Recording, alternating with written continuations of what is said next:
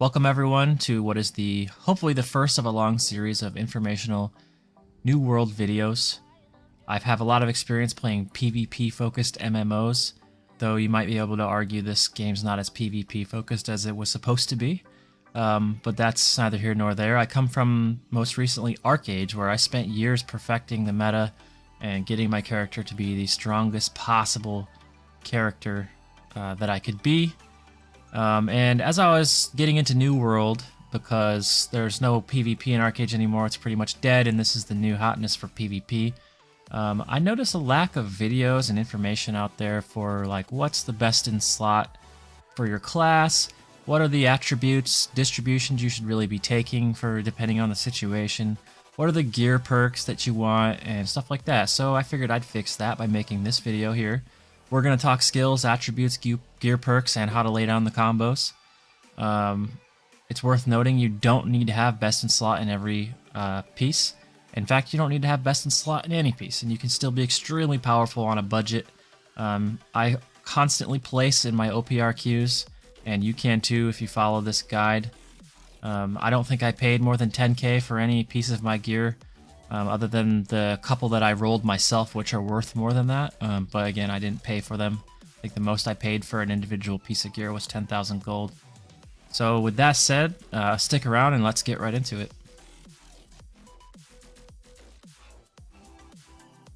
Okay, let's quickly get into the skills you should take on your weapons. I'm not going to go too deep into this because I don't want this to take 45 minutes. If you look at some of my ArcheAge videos on how to play healer and stuff like that, they're like 45 minutes long. We're going to try to keep this below 10 minutes. So, what gauntlets up first? I take mostly everything in Annihilation, and the 1 point in Decay that I have is actually mostly just a throwaway, because you really shouldn't be doing ranged damage with this Void Gauntlet. It's so hard to hit. But anyways, you're going to max out the skills for Void Blade, max out Petrifying Scream, and max out Oblivion.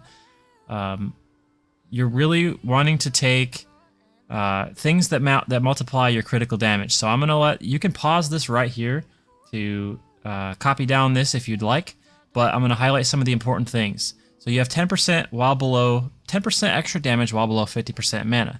Now you're gonna be below 50% mana when you cast all three of these abilities. When you run up on an enemy, you're probably gonna want to run a Scream on them, drop an Oblivion down, and then open up your Void Blade.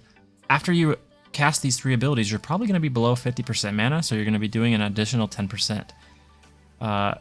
Additionally, because you just popped all three of those, all of them are on cooldown, which is going to give you 10% bonus critical chance. And that's going to stack really well with when we talk about the gear later, you're going to have some crit chance on your gear as well. Additionally, when you cast all three of those abilities within 5 meters of your enemy, you're going to gain Empower, which is going to give you increased damage by 30% for 5 seconds. It's going to be huge burst damage when you do that. And then while you're critting, every time you crit, you're getting 10% cooldown reduction on all abilities. And then hopefully you're still above 50% health, which is going to give you another 10% critical hit chance. You hear me talking about crit a lot, and this is going to be a common theme with this build. Additionally, right here on critical hit, gain health equal to 15% of the damage done. So we want to crit as much as we can. With your Void Blade, Vicious Void right here, the second passive for it is going to be 10% crit damage on Void Blade attacks. So we really just want to be focusing on getting this crit stuff up. And here it is one more time, so you can copy this down. You can adjust this, but the important stuff is anything that's going to help you crit and do more damage is the stuff you want. Now, real quick, I'll also go over Life Staff. I'm not a main healer, so if you want to do Life Staff a little bit different, that's all for you. The way I mostly use it is I run into fights and I throw down a beacon in the group of players, like in an OPR or a war. I'll throw a beacon on the pile, as well as the Sacred Ground. And when you have the Fortified Sacred Ground perk on your gear, which we'll see later, that's going to make this Sacred Ground even more powerful. So I max out the Sacred Ground. I don't max out these two. I only go 1 for the Light's Embrace and 2 for Beacon. Light's Embrace is far superior to Divine Embrace. I tested this for a very long time. I won't go too deep into that because again, I'm not a main healer. But I'll take the mouse off here so you can copy down this if you'd like. You don't have to copy my exact build. It's just here if you want it. Next up is the gear you're going to want to hunt for. When searching for gear, you're really going to want to be focusing on what the perks are on the gear. There are 3 main perks you want to have for the Void Gauntlet. First one being Nullifying Oblivion. which on activation removes limited duration buffs from enemies within the radius. This is pretty big, and it's going to stack really well with the Nullifying Oblivion's default stuff. It's going to make your enemies even weaker, strip off in power, things like that, so that you can fight them with the big advantage on yourself. Putrefying Scream on successful hits going to inflict disease, reducing the healing, so they're not going to be able to get those big heals and get out of your kills. You're going to be able to finish your kills a lot easier with this. Additionally, you're going to want to have Voracious Blade. When you're below 50%, successful Void Blade hits heal yourself for 30% of the damage you're doing. So when you're getting attacked pretty hard, Voracious Blade can be a really nice thing to save your life and buy you just enough time to get out with that life staff and get that heal off. For healing things, you're going to want to have Fortifying Sacred Ground. That way you can drop that Sacred Ground down and have Fortify buff going. And you have an additional way to get the Fortify buff as well, just with your Void Gauntlet if you saw the skill that we spec'd in earlier. And then finally, in this one, you can play around with if you want to have a different stat, that's fine. I like to go with Accelerating Light's Embrace, which when you're healing someone below full health, gain haste with Light's Embrace, increasing movement speed. And it works on yourself as well. So I like to throw that on myself because obviously you're healing yourself when you're not full health, else you wouldn't be doing that. But it gives you that bit of a haste so that you can get out from inside of a nasty situation and reposition yourself and get those cooldowns back up to get your combo off again. When talking about your jewelry on your amulet, you want to have Refreshing and Health. So that you have lower cooldowns and more health. It's obviously two very good things. On your ring, biggest thing you want is Keen Awareness here, 11% crit chance. As we saw when we were speccing out our build, crit chance is extremely important to this build. So you want to have that 11% crit chance all the time. And I like to run Sacred as the secondary stat for the 8.4% outgoing healing. On the earring, Healthy Toasts allows me to gain 9.3% max health when I drink a mana pot, and I'm drinking mana pots quite a lot. If I drop my Oblivion combo, all three of my Void Gauntlet skills down, and I'm in there getting some attacks down, and then all of a sudden I need to get out and heal myself. Sometimes I don't have the mana to do so, so I gotta pop a health pot. And conveniently, it'll give me some health too, because obviously I'm getting out because I need some health. Refreshing Toast is going to allow you to have those potions cool down 28% faster. When you have this Healthy Toast, it gives you now 3 different ways to heal yourself with healing potions, 3 different cooldowns. You have Infused Health Potion, you got your Infused Regen Potion, and then you're going to be getting health off your Mana Potion as well. So those are pretty huge things to have on this earring. On the Void Gauntlet, the main 2 things you want is Keen and Enchanted. I personally like to have Keenly Fortified because, as the third stat, because when you're doing melee damage with the Void Gauntlet, you're going to be up in the front, and having an additional way to get Fortified, be a little tankier, you can do a little more damage. A dead DPS is no DPS. So in my opinion, being a little stronger up in the front is more important than having a third DPS stat. Moving on to the Life Staff, you're just going to want to have Blessed. There's a lot of really good Life Staff abilities that you can combo with Blessed, but it's a mandatory thing. You need to have Blessed. I chose this staff because I rolled it. It was good enough for the job I needed to do. Max nature damage for the heals comboed with Bless, and Refreshing moves pretty good. It's not very good in dungeons with that hated on it though, but I deal with the aggro that I get. Real quick before we move on to the actual order of the combo for the abilities, if you noticed on all these pieces of gear with my perks on it, I also paired it with Resilient. If you make sure you have Resilient on all your pieces of gear, you're going to be a lot stronger against burst damage, and it's going to stack really well with the 150 Constitution, which is going to give you 10% reduced crit damage taken as well. And if you notice here, I don't have all legendary best in slot items, but you can be extremely competitive without it. You don't need to have full legendary to be a really strong competitive person. Like I mentioned in the beginning, I have no problem placing on OPR leaderboards. I'm extremely effective in wars, and I have 1 piece of legendary, and its 3rd stat is Harvesting Luck. So you don't need legendary best in slot to be competitive. If you have somewhat of a brain, you can overcome the difference between that extra 3rd stat, as long as you're picking the things that are most important and getting them down. Additionally, I don't know if I mentioned this before, but I don't have the perfect equip load. I don't have max before medium. You can get a little bit more physical and elemental defenses by having that. I think it's 22.9 medium. It just didn't work out in my favor. I needed the stats and ended up I had to get a light head, which forced me to need to have medium legs and light foot. Ideally, if you could have the heavy chest, light legs, heavy glove, and medium head, medium foot with the proper stats, then you'd be perfect at the 22.9, I believe is what it is, for medium. Actually, I can verify that. No, I can't. It doesn't tell you. Oh, it does. Yeah, 22.9, because 23 right here. Yeah, so 22.9 is going to give you the maximum amount of physical and elemental defenses. I don't have that, yet I'm way more effective. I'd rather have all the correct stats with resilient than have the perfect equipment load. The next thing we want to talk about is our attributes. The way I like to spec this out is 150, 150, 150, and I throw everything extra into intelligence.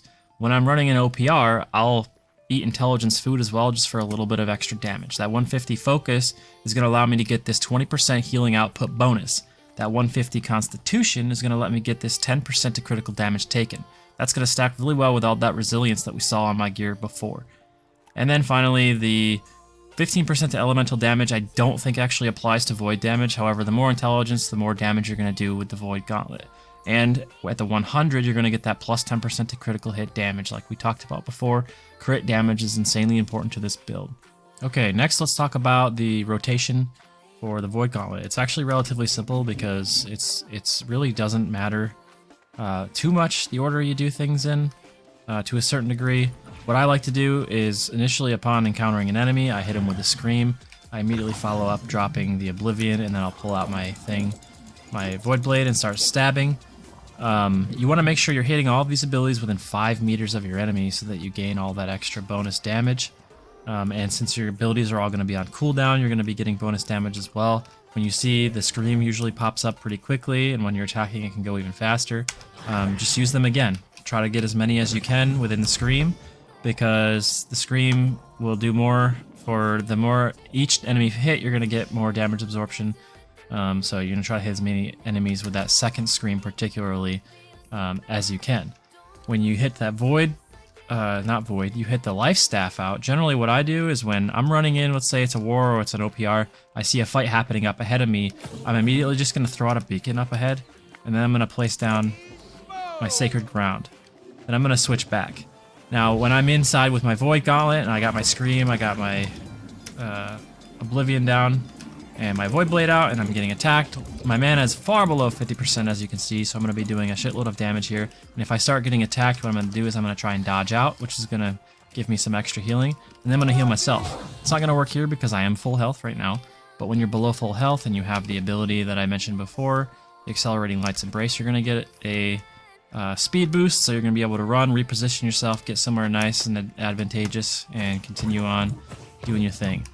When you're in OPR, you do combos like this. Every time you see a big ball of people, always drop that beacon on that ball, try to get a sacred ground on that ball, and then get in there and do some damage. And you will find yourself at the top of the leaderboards from doing this combination of all the healing that you're going to be doing, getting all those assists, as well as the kills you're going to get with this Void Gauntlet. You're going to be doing very, very well for yourself. At least I do. Alright, so I've run here to the fortress to demonstrate something that I've noticed on the Reddit forums. There seems to be a disagreement on whether or not Enchanted actually does anything for Void Blade. So I'm just going to quickly demonstrate that it in fact does. So what I have here is I've sacrificed 2 of my Void Gauntlets. This one has Keen alone. It is a 596. It has the Frozen perk, 20%. This second Void Gauntlet that I have here is also 596, but it has Keen and Enchanted. So we have Keen Hated, Keen and Enchanted. So let's throw on the Keen Hated one. And I'm just gonna pop the Void Blade and attack, and we're gonna watch. Okay, we had a crit for 15. Oh, my dude's going everywhere. This is not ideal. 1608, 1608, 1608, 474, 1608, 474. Okay, 1608, 474 seems to be what I'm critting for here. Now, let's switch out to this other Void Gauntlet here.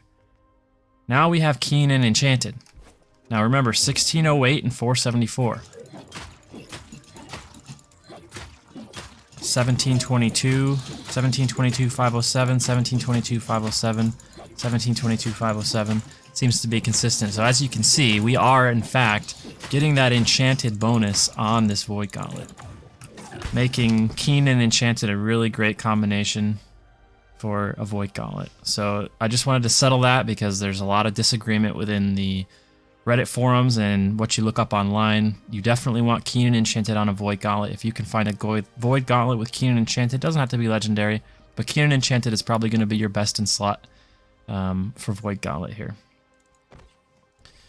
Alright, so since I'm already here and demonstrating Void Gauntlet stuff, let's just show real quick what the difference is between a 596 with Keen Enchanted versus the legendary 600 with Keen and Enchanted. Now obviously if you have Keenly Empowered or anything like that that increases damage on a legendary Void Gauntlet, you're going to get different results here. But this is a case where you have a buff that doesn't necessarily affect DPS as your third stat here. So let's go ahead and attack with, which one am I wearing now? I'm wearing just the 596 Keen Enchanted. We just showed it, however, let's just do it again for science. We're getting, wow, we're hitting kind of hard here. 1722, 507, that's the consistent one right here. 1722, 507. 1722, 507, yep. Okay, now let's throw on the legendary one. It is a little bit of an increase in damage, as you can see. We have one more void damage. Let's see how much that one void damage really makes of a difference. Alright, legendary is equipped. Let's get it out. Let's let this kind of stabilize here. 1739, 513. So as we can see, it's really not that much more damage.